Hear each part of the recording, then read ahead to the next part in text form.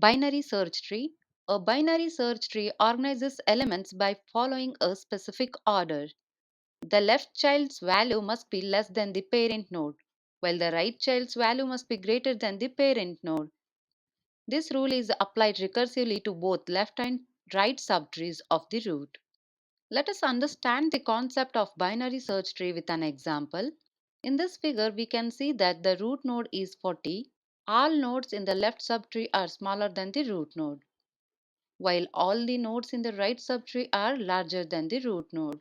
Similarly, the left child of the root is greater than its own left child and smaller than its right child, adhering to binary search property.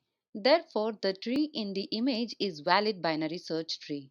Now suppose we change the value of node 35 to 55. In that case, check whether the tree will still satisfy the binary search tree property or not.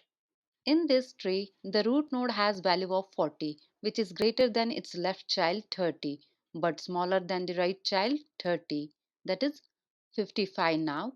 This violates the binary search tree property. Hence, the tree is not valid binary search tree.